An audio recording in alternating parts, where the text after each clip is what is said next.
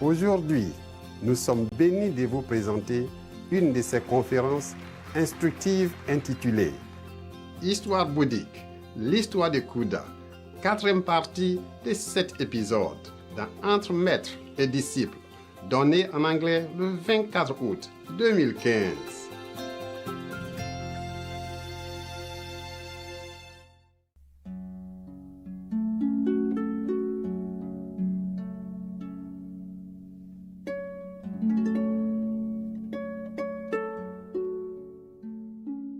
But the ants and the fly did not really want to kill him. They just see the blood and they came. And even then they go to heaven.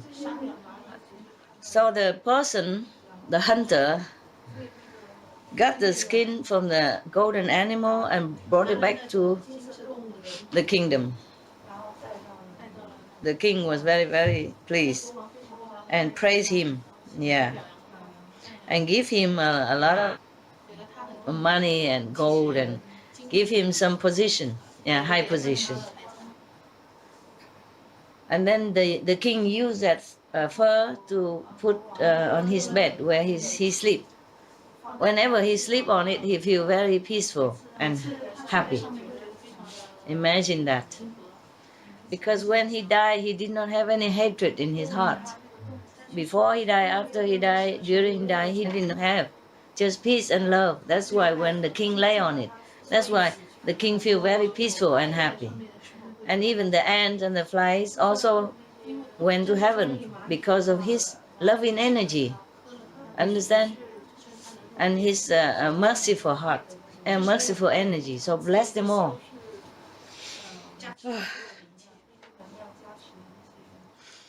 So now the Buddha reminded Anand like this. Anand, you should know, Khuda, who was Khuda at that time, it was my incarnation, one of my incarnations. And Famadak, the king at that time, is now Devadatta. Yeah, we could guess.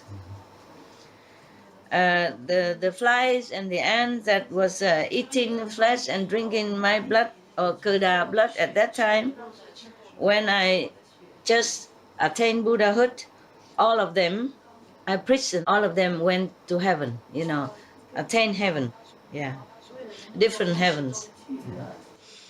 Even not just when he died, but after he became Buddha, they also went to heaven too. Because all these ants and flies, after they went to heaven, of course, their time is up, and then they come down, become humans again. And at this time, many ants afterward, Buddha became Buddha and also saved them, saved their soul, liberated them too. My God. Would you still like to be a Buddha? Tell me honestly. Can you? No, shake your head. At least you are honest. It's very difficult, isn't it? Yes. To save a being, you have to sacrifice yourself first to make affinity with them. You see, save them, help them in some way, or let them kill you even. At that time, Devadatta harmed my life and caused me suffering. Up to now, he has never any good intention toward me all this lifetime, up to now. Every day he is thinking how he can harm me. Every day. At that time, I, Anand, and the great assembly heard the Buddha say this. Everybody was very sad and touched inside. Many people, because of that, became more diligent in their practice. So they attained Tuda Huan, Tuda Nam, Tuda Ham, Arahan, etc. A different level of consciousness because of that story alone.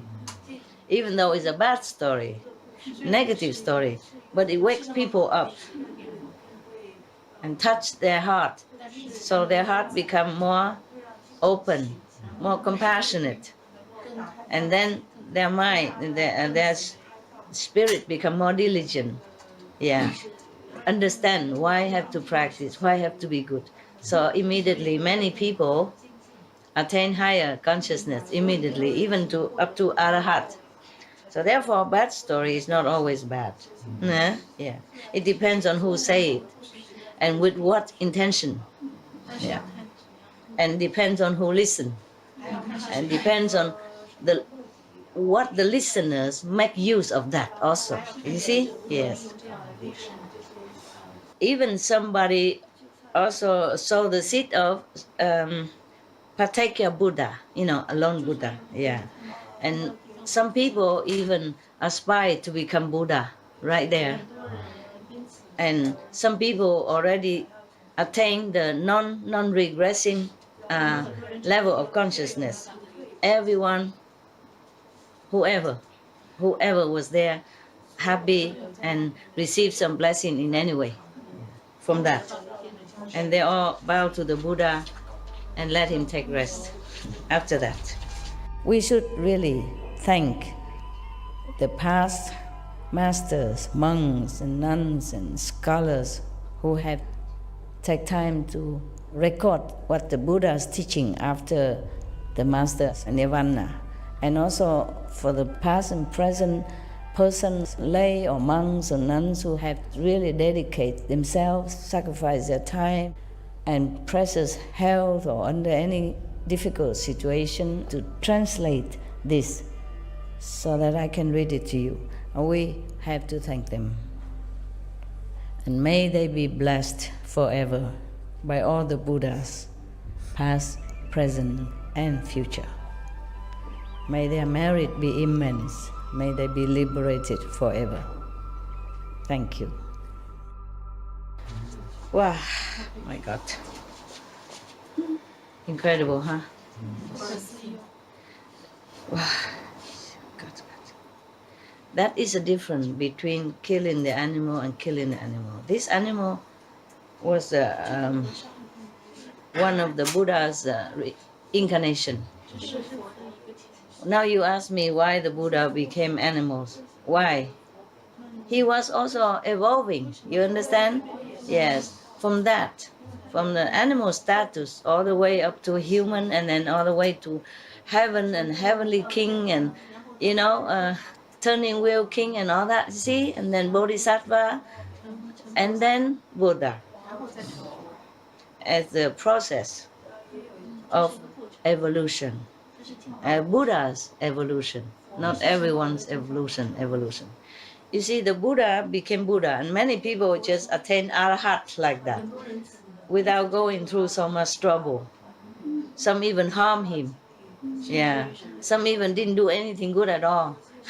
Just saw some little seed before, a long, don't know how many aeons ago, and then just has married to see the Buddha, and then he have merciful heart and he saved them and they become arhat just like that, Just like Sariputra, the Buddha said he didn't do this, he didn't do that, he didn't do anything like that.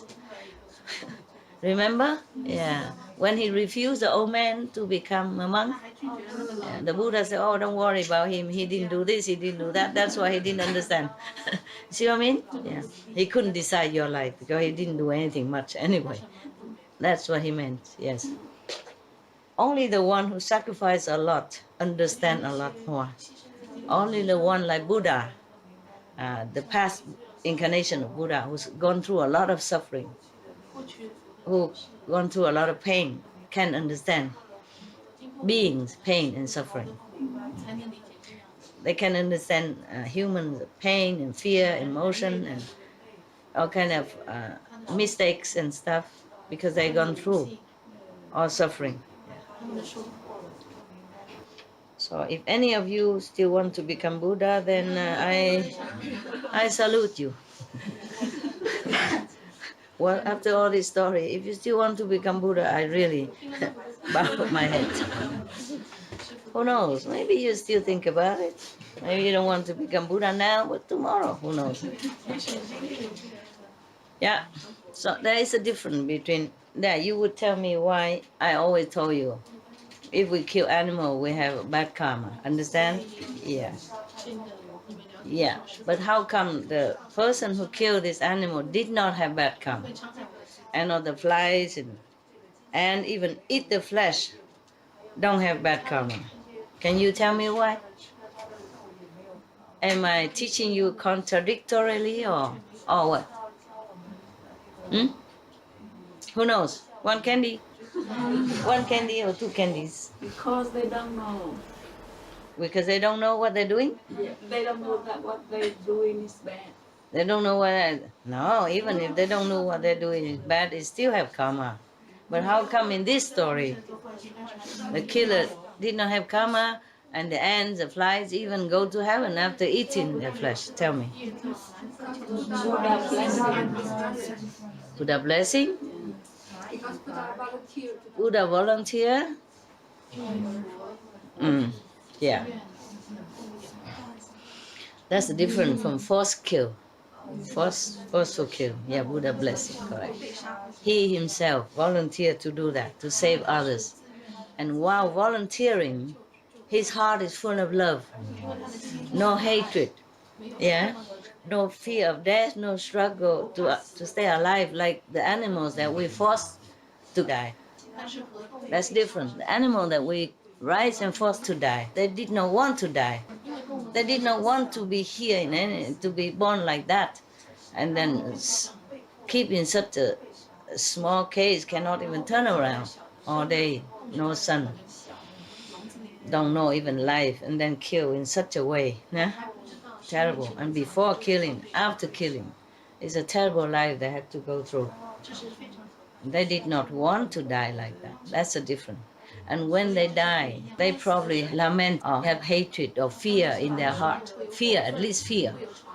So we eat all that and we embed ourselves with all these qualities. Not to talk about all the hormone or the medicine or the terrible stuff that they put into the animals, antibiotics, tons of them. That we have to digest as well. And day after day, imagine how much you put in your body, né? How much of the toxic medicine put in your body. Yeah. Normally, if we are sick, for example, very sick, yeah, infection or something, the doctor prescribed to us only like some antibiotic, maybe 3 days, 4 days, 5 days, 7 days. Yeah, no more than that, because it'd be harmful to our bodies, to our immune system.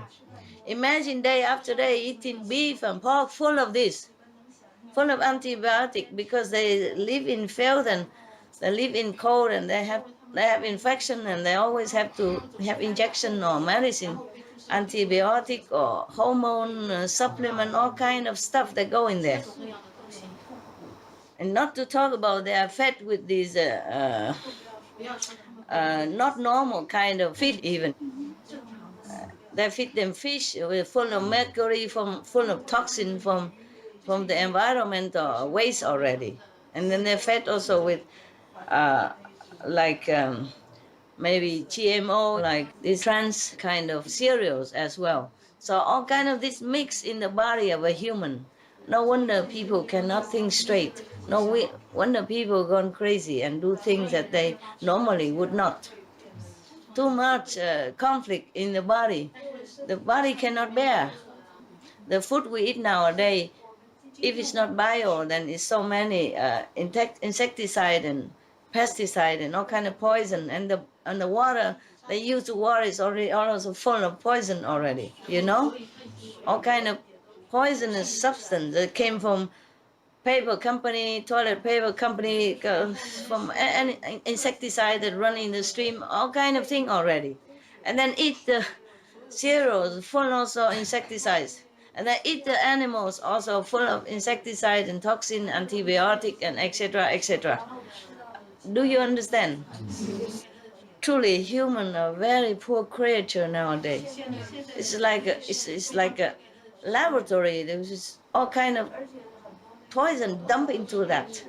And our body is very delicate, you know. The cells are delicate and intelligent, and we're bombarded with all kind of foreign and harmful substance like that. How can a human bear it? They go into the brain, you go into the heart, you go into the cell, it's in the bloodstream, and people just get sick and don't know why. And they go crazy and they don't know why. They do wrong thing, they don't know why. It's really pitiful to be pity. Understand now? In the old time, it's much better than now. You know, suppose you eat meat in the old time, then there's less toxin than now. That time the water and everything is still clean, more clean than now. And we don't have that many animal farms, and so of course the air is also more clean. We don't have cars, yeah. We don't have all kind of fume, exhaust that went into the air. We don't have a lot of CO2 and all that. The air was cleaner, water cleaner, yeah. And the food is more pure, yeah, more organic, yes. That's why at that time people follow the Buddha. Many of them have quicker enlightenment, quicker, higher enlightenment in a shorter time. And nowadays, we do have also, yes. It's just more difficult for us now. And you are the heroes. Yeah, you're also saving lives, okay? You're also bodhisattva in some way. Yeah, because the meat you don't eat, that means many chickens are not killed. Less, you see? And many cows are still alive because of you. Many pigs are still alive because of you. Or not hurt, not harmed because of you don't eat. You eat no meat, then less animals are killed. You see, so some way, indirectly you save many lives too. So you are also bodhisattva, you know, even though you have not you don't have, not all of you have good experience inside, but outside you have. Yeah? You feel healthier, you feel more peaceful, more tolerant, yeah, with everybody, and you accept many things that before you would not accept. I don't say all of you are that, but most of you are, and I'm very proud of you. There's a song, a Euro contest song that won the prize this year from Sweden. They say we are the hero of our times, and I agree with that. You are the heroes of our times. Of our time, yeah. You save lives quietly, and that's heroism. That's bodhisattvahood, okay? Yeah. So even if my teaching don't bring you to Buddhahood yet, at least it brings you to good human. Yeah, you become a good human. And that is something that you should be proud of already, right? Yeah, you save lives. You know it, and it's good, it's good. Yes. But all this bodhisattva story is also good for you, even though some are so gruesome. But nowadays, even this story can be true too. Yeah, it's true everywhere. We skin, we chop the animals day in, day out. Billions of them every year, all kind of animals. Innocent, harmless, helpless.